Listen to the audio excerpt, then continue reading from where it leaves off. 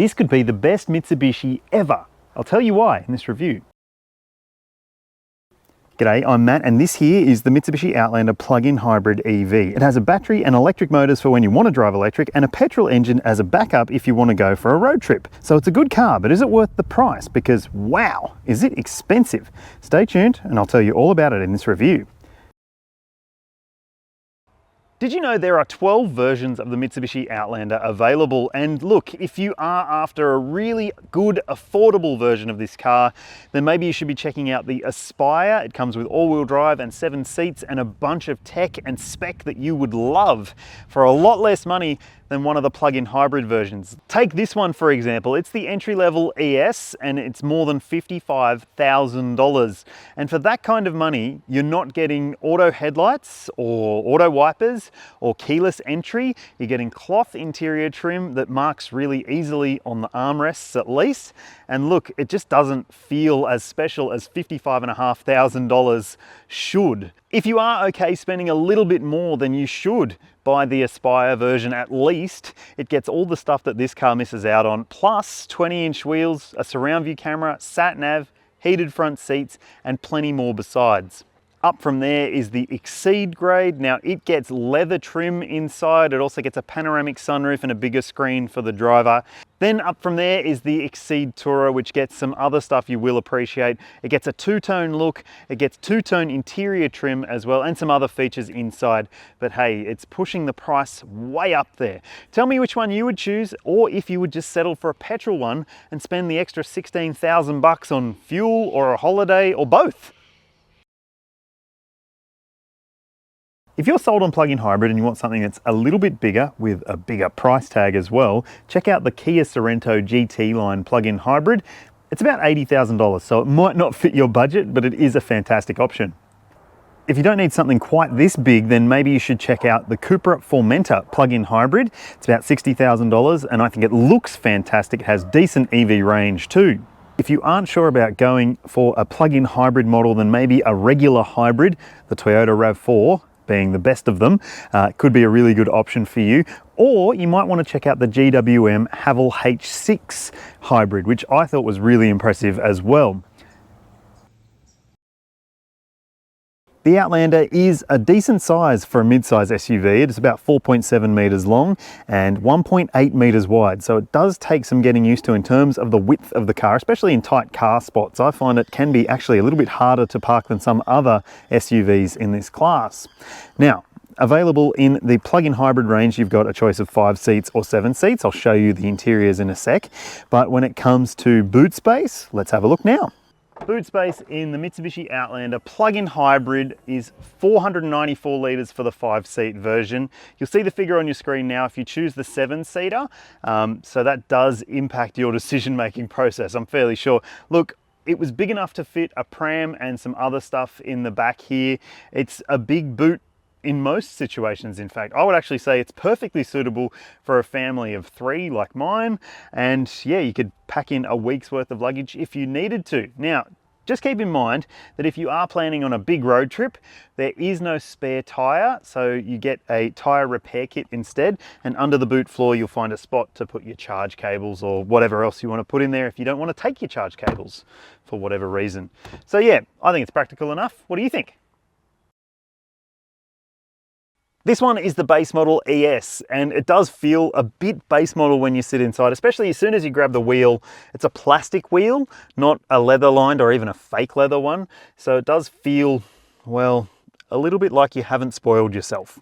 Now, it does also get this cloth seat trim, which looks okay, and it does mark quite easily. So if you have kids and they are, likely to eat or something in the car, then you might find that the seats will cop it. And so are these door trims. They will mark easily as well, as I've found during my week with this car. Now, when it comes to tech, you do get some of the stuff you would expect. You've got dual zone climate control, which is nice when you are spending this kind of money. There's a 9-inch touchscreen media system with Apple CarPlay and Android Auto. You have to plug in your phone to connect, which might be a bit of a thing for you. I prefer wireless, but what can you do? There's no wireless phone charger either.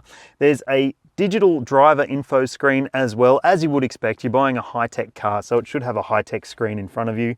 And it has a pretty easy menu system to get to grips with, although I do find it annoying when you have cruise control active, it constantly defaults to the distance set screen rather than the trip computer screen, which you might have been keeping an eye on. So that's just something that I find a little bit annoying.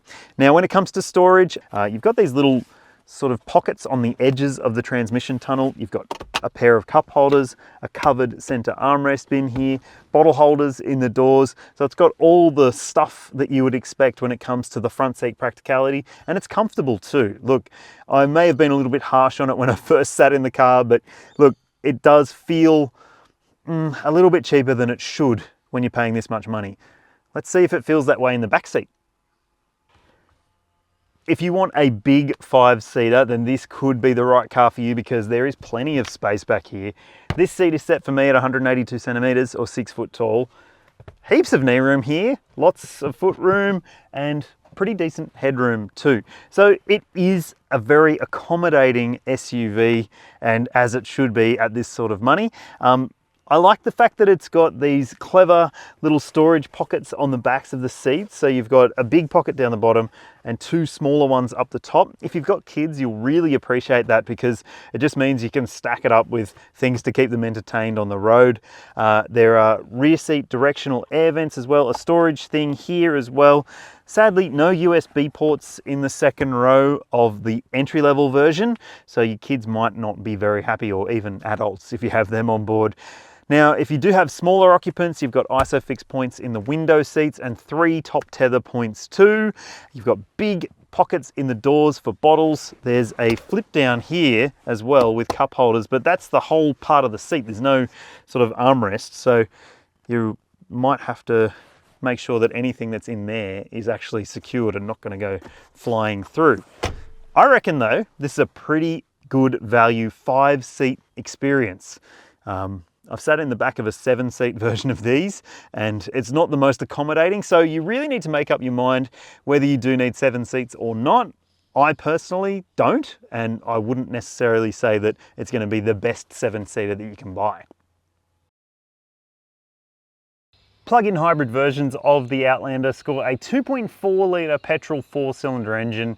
It's running the Atkinson cycle and it's only got 98 kilowatts, but it's backed up by a pair of electric motors. So there's one at the front, one at the back, and a 20 kilowatt hour battery pack, which allows it plenty of driving range.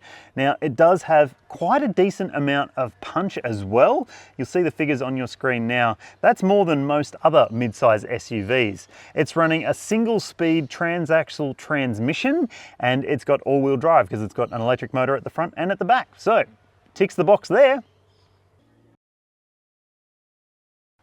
The Outlander has a claimed official range of 84 kilometers of EV driving, which is quite good for this size of SUV and at this price point. In fact, it's one of the best plug-in hybrid EV driving ranges you can get.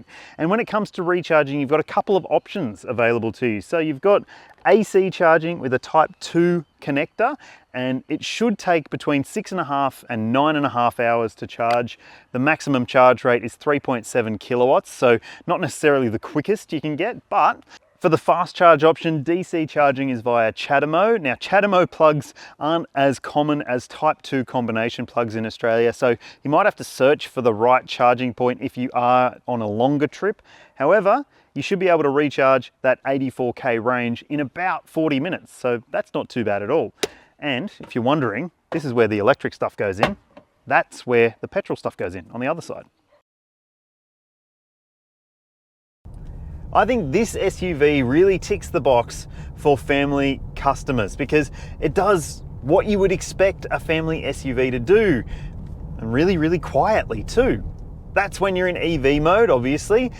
There is a bit of engine noise to contend with when it does kick over to petrol, and you can change whether it is in petrol or EV depending on what you want. There are buttons down here to set it to EV mode. There's also a more aggressive brake pedal mode, so it'll have more aggressive regenerative braking, but it is just really, really easy to live with. The thing that gets me about this powertrain though is that it's just so smooth. The way that it'll jump between petrol or battery, depending on what it needs at that time, is really impressive. If you're just driving in the hybrid mode, then it's really, really good. And just like, say, a Toyota RAV4 hybrid, it will dip in and out of petrol or battery a lot. And in fact, it'll use the battery quite a lot and the electric motors at higher speeds too. So if you're just cruising on the freeway and it goes, I don't need petrol right now, it'll just flick over to battery and EV mode. This one has a much better ride than the petrol versions of the Outlander. It just is more supple, it's more comfortable, and it copes with lumps and bumps in the road surface a lot more convincingly than the petrol versions. Look, the petrol versions, particularly on the 20-inch wheels, can be a little bit lumpy and unpleasant, but that's not the case with this ES model PHEV with the 18-inch alloy wheels. I'd love to drive a PHEV version with 20s, but that wasn't available to me at this point in time. However, it is still really compliant and comfortable. And I think that the steering is really well judged for this sort of application too. It's light, it's pretty accurate, and while there is a bit of understeer when you do push a bit harder, I guess that's not what this car's about though, it is really well sorted. One thing that could be better is the brake pedal feel. It just has this really, I guess, disconcerting squish to it. So it maybe doesn't have the bitiness at the top of the pedal that so many other SUVs tend to have, especially if you maybe cross-shopping this against a Volkswagen Tiguan or something like that, because it has super bitey brakes. But these brakes, yeah, they are a bit spongy in terms of the pedal action underfoot, but they do pull up pretty well. One thing about when you are reversing this base model Outlander, it does have a pretty poor reversing camera display. It's quite pixelated and also quite averse to contrast change. So if you're driving through a shadowy section, it can be really hard to see what's going on behind you. Obviously, the big benefit of this car is being able to drive EV or petrol, depending on what you want, depending on when you want it. So there are options to choose from. You've got a button down here to put it into EV mode, and you can also choose to put it into save mode, so it'll save your battery range and run on petrol, or you can recharge your batteries using the petrol engine if that's what you want to do. If you perhaps know that you're going to end up in an urban area where battery might be more efficient, then you could put it into charge mode and it'll just add some juice to the battery pack. For this test, I just wanted to see what it was like in EV mode, and I did 100 kilometers of driving to find out how far I could go in EV mode. Now, when I left at home, it was fully charged and it said I had 74 kilometers of driving range. So I thought, okay, let's see whether I'll get 74 Ks.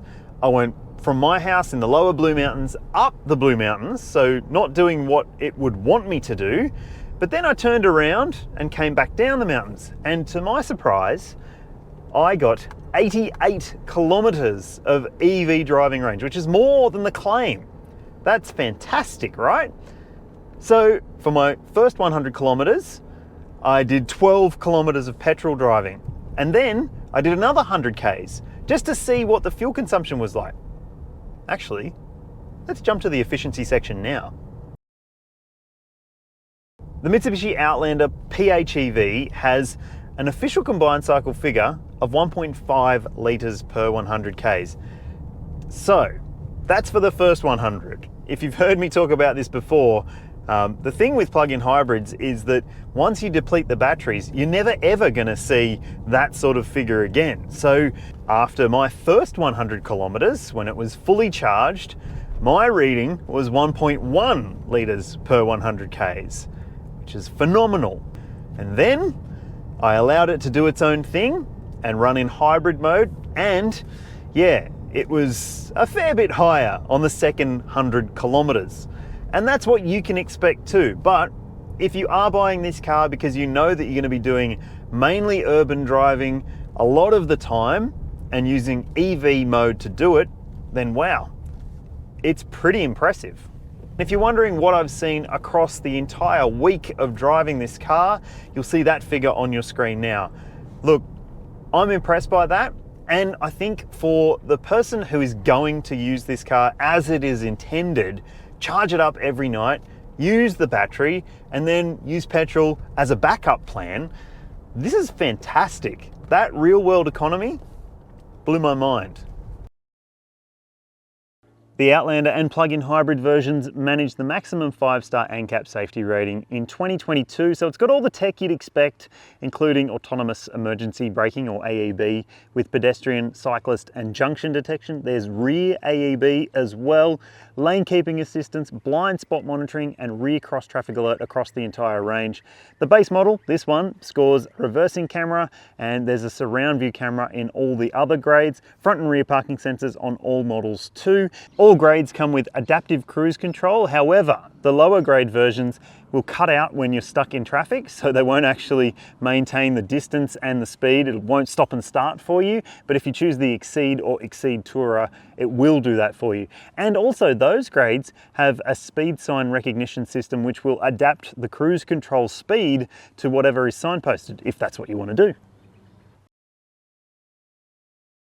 Mitsubishi offers a 5-year, 100,000 kilometre warranty, but if you service your vehicle through their network, then you will get 10 years and 200,000 Ks of warranty. But you just have to make sure you read the fine print and make sure you service it with them. Now, you'll see the service intervals on your screen now and the service pricing. That's the average price over that 10-year period. And it's interesting to note that the plug-in hybrid versions are $100 a year more expensive on average to maintain than the petrol versions. So just more and more costs added to this vehicle. When you buy your Outlander, you get 12 months of roadside assist included. And if you service it with Mitsubishi, you get up to 4 years in total for free, which is nice.